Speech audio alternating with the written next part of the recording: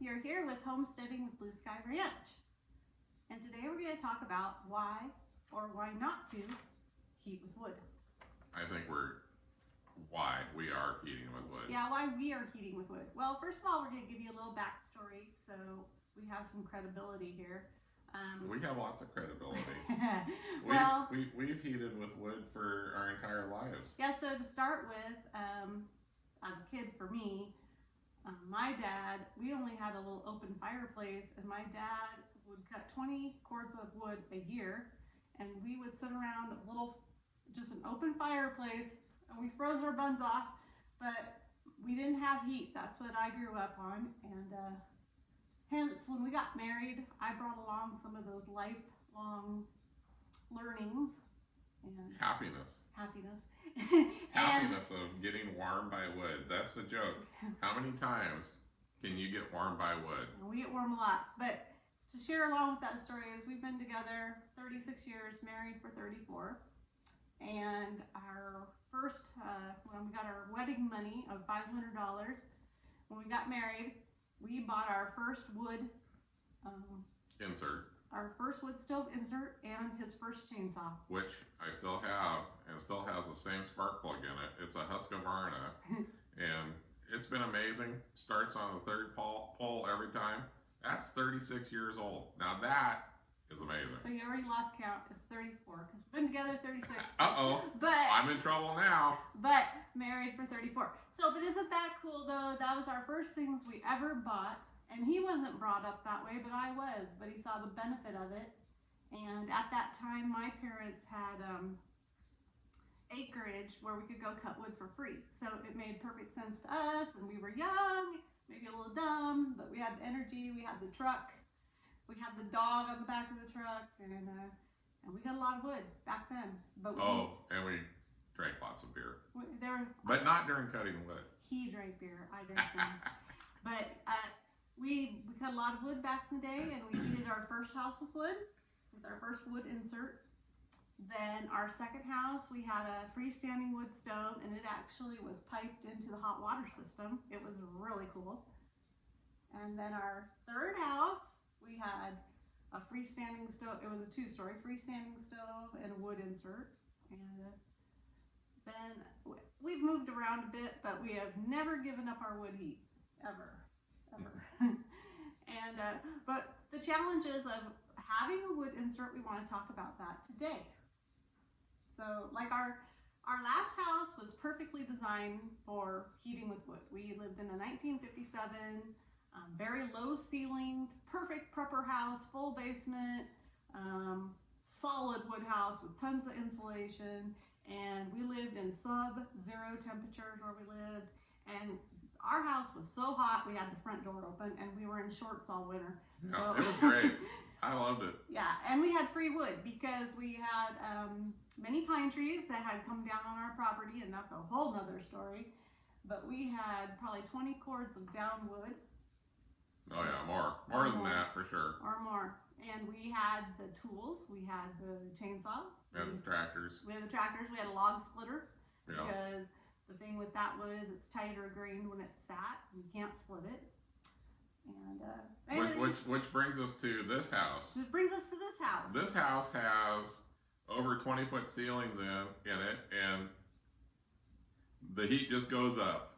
And there's nothing you can do about it. The fans don't work, nothing works, but the upstairs is warm. The downstairs stays about 65, 64. Yeah. And it's about 17 degrees out right now, so it's pretty chilly. And so that's part of one of the things that we as homesteaders and preppers and we're frugal, is our thermostat, our electric thermostat, is set at 64. It never gets to go up over that. Unless we have company over and they and we're embarrassed and they're sitting here shivering, and we'll turn it up to 67.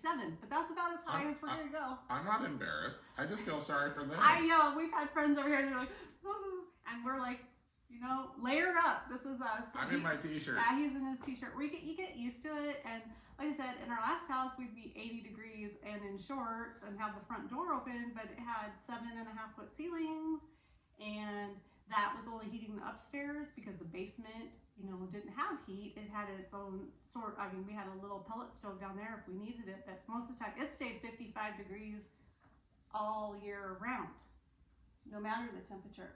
But this house, we didn't buy this house intending to heat with wood stove, with the wood heat, because here we are in the middle of wheat country. We don't have a tree on our property. We don't have free access to free wood anymore, right? No. But why are we doing this? Why do we have a wood insert? But it looks pretty, right? It is beautiful. It's amazing. We love the heat. There's nothing like it. It gets all the way through your bones. Wood heat, it just doesn't replace forced air, pellet stoves, anything. Yeah, the stove, it has a fan on it. You can turn it on. It's at high setting. That's low setting. Low setting is not very annoying, but high setting, it's pretty loud. It pumps out all the heat around the interior of the wood stove out into the living area. Yes, but you can turn that all the way down, and it still has it still pushes the heat out around the interior. That's the part that's in the chimney out into the area. Now we also do have a closeout plate that I built right up underneath the where the stainless steel pipe goes through, but it keeps all the heat below from going up the chimney cavity. Yeah, from going up. It works great. So the cool part about it is for us, so first of all, we live in a bigger home. We live in the middle of wheat country. We have higher ceilings. But the reason we did this is because we are preppers, and it's not because we're looking at doomsday. Okay, that's not why we do this. It's because where we lived last, we were without power for over 2 weeks at a time. And this house where we're at, the country we live in, is known for ice storms. And if we were to be without power for 2 to 3 weeks, or 2 to 3 days even, our pipes could be totally frozen in 12 degrees, right? I mean, we'd be fighting it. Well, if you didn't have power, and you had no way to heat your home, you'd be in big trouble just when it went below freezing, because the house only holds it for so long. But the story is that this house where we're at right now, they had an ice storm that took down the power lines because it built up so much ice on them. And this house was without power for 3 weeks. That you just couldn't have that. It'd be a disaster. We'd have broken pipes. Yeah, you wouldn't have water. We could maybe be freezing. We could probably deal with the cold. We could layer up. It wouldn't be comfortable because our house would probably stay 50 degrees or so. But we have a lot of other things that we can talk about also. We have eventually we'll do a video on our alternate sources of energy. Yeah, so one of the wonderful things about this fan is, though, like we use this fan during the day, we have solar. So we're actually not using electricity to pump this fan. Yeah, we're not using the grid. So another thing that with the being preppers and you just want to have this alternate source of heat, so you're not held by the grid. We want backup because we have a generator also. So what's the saying? One is none, 2 is 1, and 3 is done. So here we are. We've gotten to the 3 part, so we're done. Solar, generator, and we got the wood stove. And grid. And the grid. Yeah, grid's main, but when it comes to getting wood out here, that's our challenge. We've had to buy wood. We've had to buy that. So that's one thing we want to talk about. Is it worth it to own a wood stove or wood insert? I mean, our cost of power here where we live is inexpensive. It's 7 cents a kilowatt hour, which is it's cheap. It's wonderful. It's great.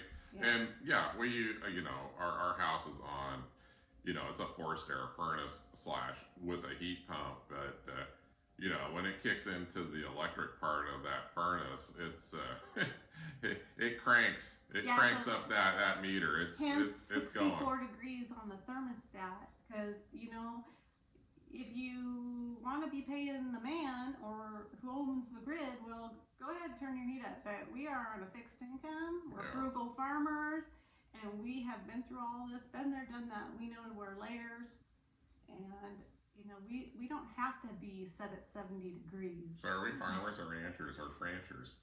ranchers, new word, like it. So anyway, one thing I want to talk about wood was, so when you have to buy wood out here where we live, we're looking at, it's been running between $300 and $400 a cord. It's become insane. It too has doubled. Sorry, the word's overused now, insane, but it's insane. Unprecedented. It's unprecedented cost for cord wood. Yeah. I don't think it costs any more money to go get that wood, except for a little more in fuel. Gas, But yeah, the chainsaw sips fuel. Not a big deal, but hey, we get out. We got some good deals on a couple cords of wood, and then we had a guy who had slab pine, and he gave it to us for free, and we had to cut it up. So there's another thing. So know what you're buying. So whether you have a wood insert or a wood stove, and wherever you live, when you go to buy wood, if you can't have free wood of your own from your own property, and you have to buy, what are you buying? Okay, so look for hardwood, because like we had pine in our last home, and most people don't advise about using pine. Yeah, they kind of down on It pine. has a lot of ash. It doesn't.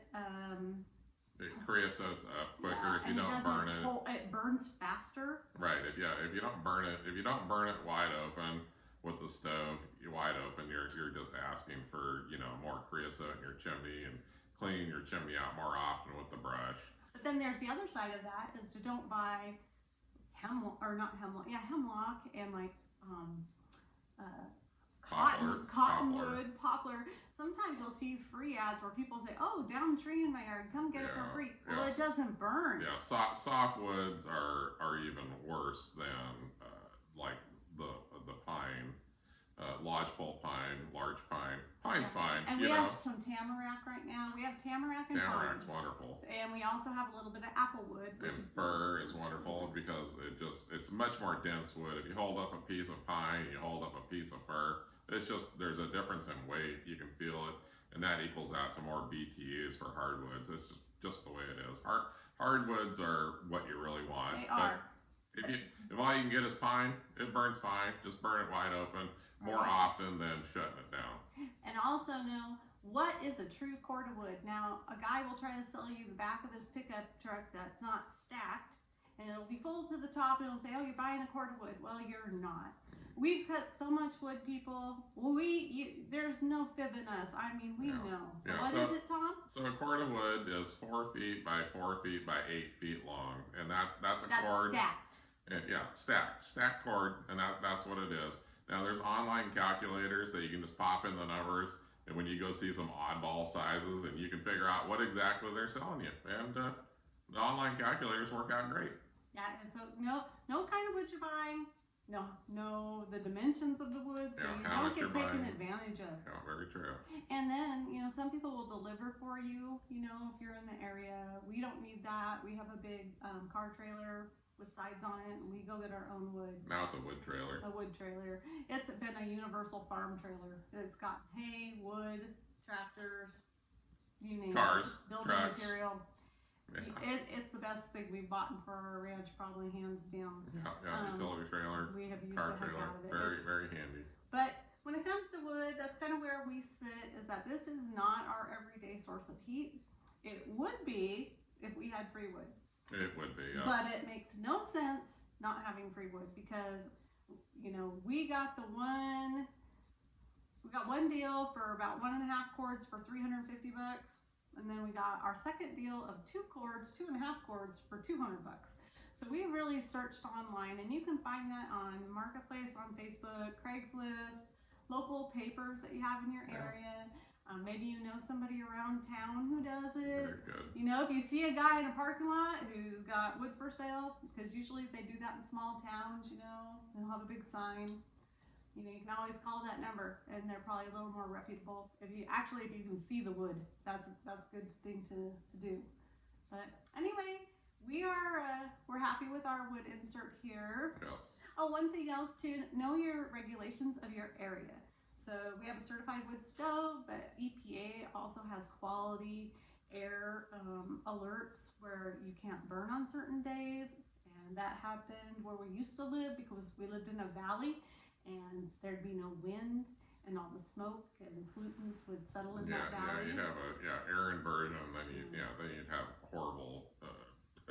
it'd be smoky outside. That's for sure. That's no fun. We don't have that problem We here. don't have that problem. It's always windy.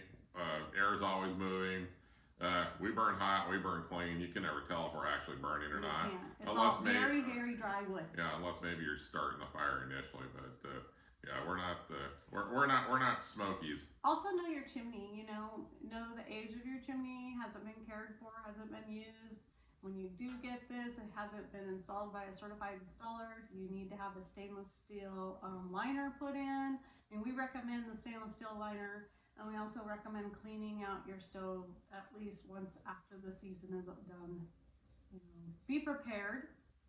Yeah. If you're going to use a wood stove or wood insert, you need to, be responsible. Yeah, don't just go throw a wood stove insert into a chimney and think it's okay. Right, because it may not be. Make sure you get it inspected by a professional. We are not professionals. We are not professionals. but we do come from a long, many years of using wood inserts and wood stoves and chimney liners, and and also some good things to have, leather gloves. Yes. A rug in front of yours, a good fire retardant rug, or some fire retardant service. You don't want to count on your Make carpet. sure your fire detectors are all working and have a fire extinguisher, at your disposal, because a spark could come out, and that's where you're gonna have the problem. So be wise before you burn. Know what you're doing. I mean, we have been doing this for so long. We're kind of old pros. Yeah, for sure. But we still can have mistakes. Things can happen. Part of a log could roll out and it could land on this rug, and we could have. We're only human after all.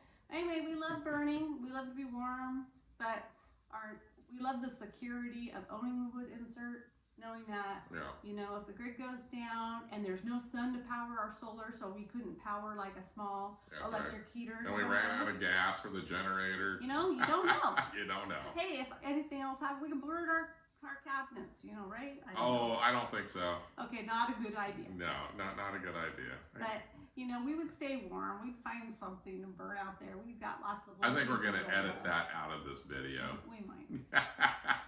Okay. On a happy note, we hope you enjoyed what we had to talk to you about today with our wood insert and wood stove knowledge. Yes, I hope everybody finds this video informative and useful and in laughable. Their situation. Yes, and laughable, because we're such comics. We are comedians. Can't you tell? Straight face, comic. Anyway, thanks for joining us at Homesteading with Blue Sky Ranch, and like, subscribe, and share. Yes, there you go. Thanks, everybody. Have a good day. Bye.